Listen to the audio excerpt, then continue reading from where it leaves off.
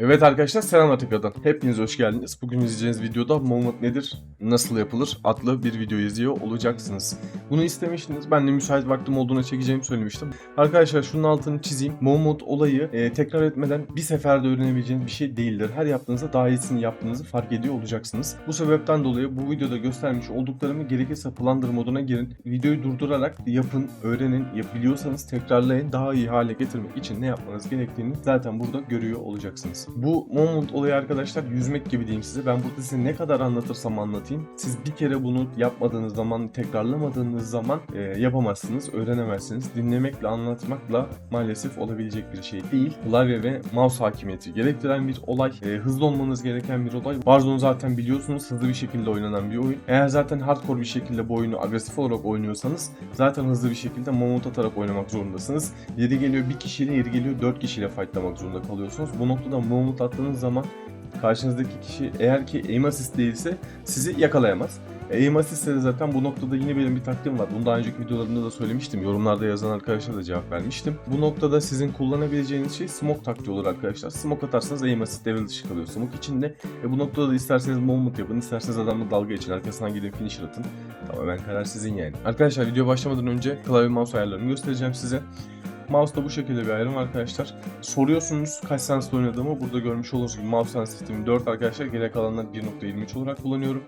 Yavaş bir şekilde tekrar üzerinden geçelim şu şekilde arkadaşlar. Gerekirse burada uygulamak istediğiniz bir ayar olursa durdurup uygulayabilirsiniz kendinize. Custom Sensitivity per zoom'u devre dışı bırakıyorum ben. Article Aim Axis standart modda arkadaşlar. Kevin ayarlarında bu şekilde. Sizde burada farklı olan şeyler olabilir. Onu söyleyeyim. Farklı bir şey görüyorsanız mutlaka ben bu ayarı yapmalıyım diye düşünmeyin. Ben bu şekilde oynadığım için bu ayarlar böyledir. Önemli bir şey olsaydı ben size zaten videonun içerisinde mutlaka şu önemli arkadaşlar şunu yapın derdim. Ama burada çok da önem teşkil eden bir şey yok arkadaşlar. Gameplay kısmına geldiğimizde ayarlar bu şekilde arkadaşlar. Tactical Sprint Behavior'ı ben single tap run'da kullanıyorum. Siz de o şekilde kullanabilirsiniz.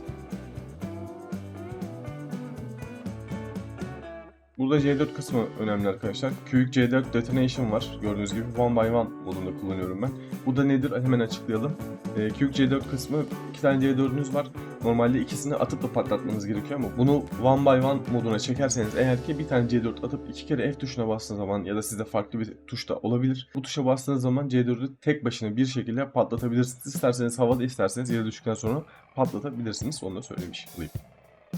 Ayarlar bu şekilde arkadaşlar. Şimdi gelin ben size moment kısmında neler yapmamız gerekiyor onlardan anlatayım. Videoyu dediğim gibi atlamadan izlemenizi öneriyorum mutlaka. Atlamadan izlerken bir yandan da durdurup Plunder modunda falan bunu deneyip kendiniz uygulayarak öğrenmeye çalışın. Eğer momentla alakalı bir şey bilmiyorsanız. Hadi gelin şimdi videoya geçelim.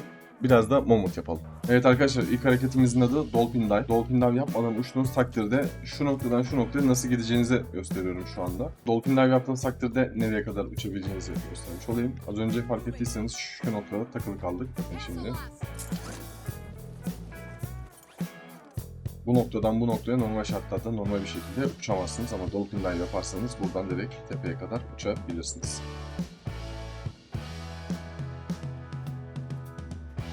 Evet arkadaşlar sıradaki hareketimizin adı Slide Cancel. Slide Warzone'un olmazsa olmaz hareketi. Warzone'da bütünleşmiş bir hareket. Warzone 1'de vardı, 2'de kaldırdılar, 3'te geri getirdiler. Black Ops 6'da da olmadığı söyleniyor bu arada Slide'ın. Bilmiyorum, Black Ops 6 ile alakalı herhangi bir fikrim yok. Zaten çok da beğenmedim açıkçası oyunu. O sebepten dolayı bir fikrim maalesef mevcut değil oyunla alakalı. Soran arkadaşlarımız vardı. Bunu da buradan söylemiş olayım. Arkadaşlar Slide nedir? Slide C'ye bastığında karakterin kayma animasyonudur. Şu anda da ekranda ve klavyede yapmış olduğum hareketi görüyorsunuz zaten.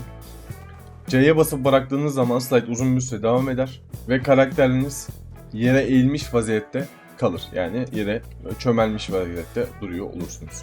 Bu ayarlarla alakalı bir şey. C'ye basılı tuttuğunuzda mı yoksa sadece basıp bıraktığınızda mı eğilmesi gerektiğini ayarlar kısmından değişiklik gösterebilir.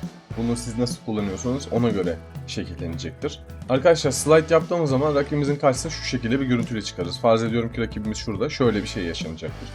Ya da bu şekilde. Peki slide cancel yaptığımızda rakibinizin karşısına hem kayarak hem ayağa kalkmış bir şekilde çıkmış oluruz bu noktada. Bakın fark ettiyseniz az önce bir şey yaşandı. Slide yaparken space'e bastığım için şu kutunun üzerine çıktım. Bu neden oluyor arkadaşlar? Bakın yine aynısı yaşandı.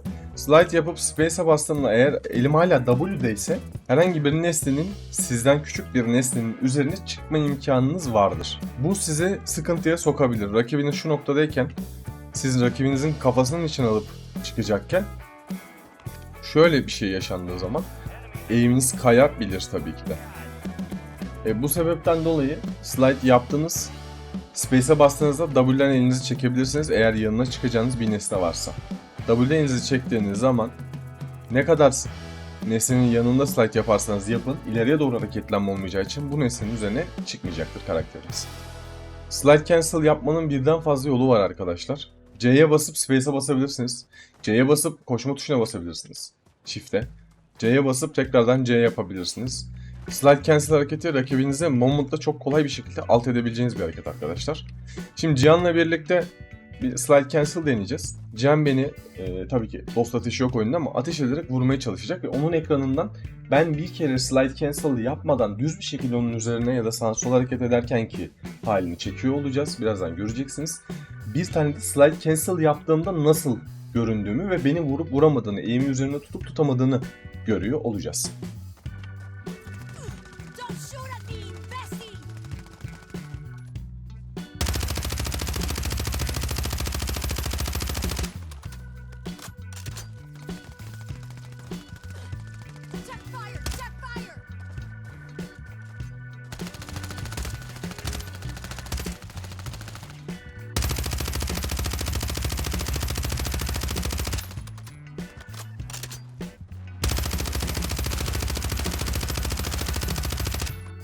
Evet arkadaşlar az önce izlemiş olduğunuz kısımda benim hem slide atarken hem de atmazken ki Cihan'a yaklaşımımda Cihan'ın bana mermi isabet ettirip ettiremediğini izlemiş oldunuz. Benim slide atmadan Cihan'ı direkt ya da sağ sol yaparak koştuğum noktada Cihan'ın beni vurabildiğini gördük hep birlikte. Ama slide cancel yaparak Cihan'ın bana normal şartlarda attığı mermiden %80 civarında bir kayıp yaşıyor. Yani bu şu demek oluyor. 3 armorunuz ve full canınız varken rakibin yanına slide cancel yaparak yaklaştığınızda rakibinizin size atacak mermisi kalmıyor. Sizi takip etmek için çoktan mousepad'indeki hakimiyet alanını bitirmiş oluyor ve siz rakibinizi çok daha kolay bir şekilde alt edebiliyorsunuz. Bu az önce izlediğimiz kısım uzakta yani long range dediğimiz alanda yapılmış olan slide cancel kısmıydı. Bir de yakın mesafede yani short range dediğimiz kısımda bakalım neler yaşıyoruz. Cio hazır mısın? Hazırım.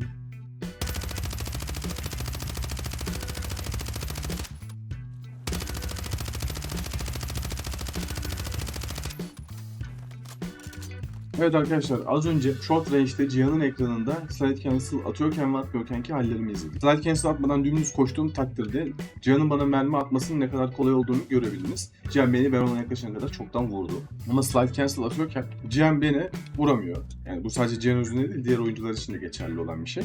Slide cancel yapıyorsanız yani movement'ın önemi burada çok ciddi bir şekilde belli oluyor. Slide cancel'ın önemi de çok ciddi bir şekilde belli oluyor. Short range'de rakibinizi çok rahat bir şekilde avlayabiliyorsunuz. Şimdi gelelim diğer bir noktamıza. Bu da zipline olacak arkadaşlar. Zipline'a normalde bastığınız zaman şu şekilde bir çıkış, ipi tutuş ve ipi bırakış şeklinde buraya atış şeklinde birden fazla animasyon gerçekleşiyor. Ama bu animasyonları yok ederek çok daha hızlı bir şekilde oyun oynayabiliyorsunuz. Bu ufak tefek animasyonlar çok ciddi vakit kaybettirebiliyor. Rakibiniz arkanızdaysa siz şu hareketi yaptığınız zaman yukarıya çıktığınız ipi bıraktığınız falan rakibiniz sizi şu mesafeden çok daha rahat bir şekilde vurabiliyor olacak. Şimdi Cihan ben ipi tuttuğum an itibariyle yukarı çıkana kadar yani yukarı çıktığımda da bana bir şarjör boşaltır mısın? Şarjörün bittiğinde de bitti de.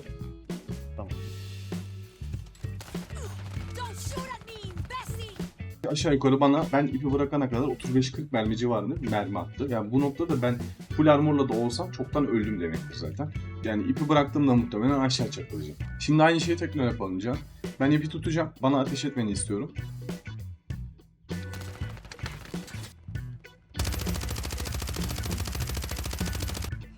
Evet arkadaşlar bu şekilde yaptığınız zaman hem tutuş hem bırakış animasyonunu devre dışı bırakıyorsunuz. Bu noktada rakibiniz sizi şurada bekliyor olacaktır muhtemelen. Burada bir rakip varsa ipe bastığınız zaman sizi şu noktada bekliyor olacaktır. Cihan şu an yukarıda beni bekliyor. Normal bir şekilde ipe bastığımda, Cihan beni yukarı çıktığımda ben o bitiş animasyonu gerçekleşirken muhtemelen ölmüş olacağım. Mesela.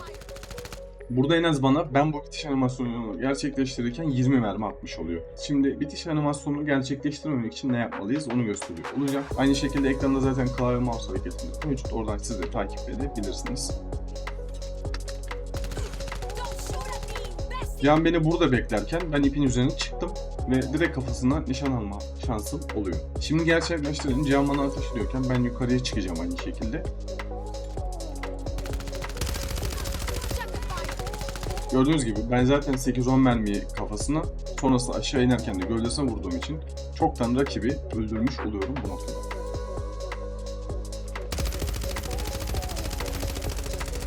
Anlamayan arkadaşlar için tekrar açıklayıcı bir şekilde anlatayım. Çünkü klavye mouse'daki hareketi takip ederken hem de ekrana odaklanamayabilirsiniz. Arkadaşlar düz koşuyorsanız burada zıplayıp B'ye basıp tam animasyon başlayacakken de 2 kez space'e bastığınız zaman bunun üzerine çıkıyorsunuz.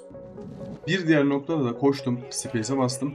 S'ye basılıyken tekrar space'e bastım. Bu da rakibinize fake atmak için çok güzel bir hareket. Bastınız, şu şekilde rakibinizi gördünüz ve aşağıya saldınız. Ve siz bunu yaptığınız zaman rakibinizi havadayken ateş edebilirsiniz. Tekrar yapıyorum. Rakibinize çoktan 6-7 mermi atmış olabilirsiniz bu noktada. Bu tarz hareketler Warzone'un içinde gerçekten kritik anlam taşıyan hareketlerdir. Evet arkadaşlar, bir diğer hareketimiz rakibinizi şaşırtmanın için çok güzel bir hareket. Kombinasyonu şu şekilde. Koşuyorsunuz, zıplıyorsunuz, tutuyorsunuz. Eliniz S'ye basılıyken Space'e basıp W'ye basıyorsunuz. Bu noktada çıkacağınız yer şurası olacak. Videolu bir şekilde şimdi gösteriyor olacağım size. Koştum, zıpladım, S'ye basılıyken bıraktım, W'ye bastım. Ve gördüğünüz gibi direkt buraya indim. Yani rakibiniz burada bekliyor sizi, pat diye buraya inmiş oluyorsunuz. Evet arkadaşlar, Moonbot videomuzun yavaş yavaş sonuna geldik. Eğer videoyu bilgilendirici ve eğitici bulduysanız kanala abone olup like tuşuna basarsanız beni çok mutlu edersiniz. Eğer unuttuğumu düşündüğünüz bir şey varsa veya video hakkında bir fikriniz varsa bunu da yorumlar kısmına yazabilirsiniz. Hepsini tek tek okuyor ve cevaplıyor olacağım. Warzone hızlı oynanan bir oyun. Bu noktada sizlerin az önce görmüş olduğunuz hareketlerin tamamını yapabiliyor olmanız lazım. Bazı noktalarda sadece rakibinizle değil, bir de zamanla baş etmeye çalışıyorken bu hareketler size zamandan tasarruf ettiriyor olacaktır. Şimdiden desteğini esirgemeyen herkese çok teşekkür ederim. Bir sonraki videoda görüşmek dileğiyle. Kendinize iyi bakın. Hoşça kalın.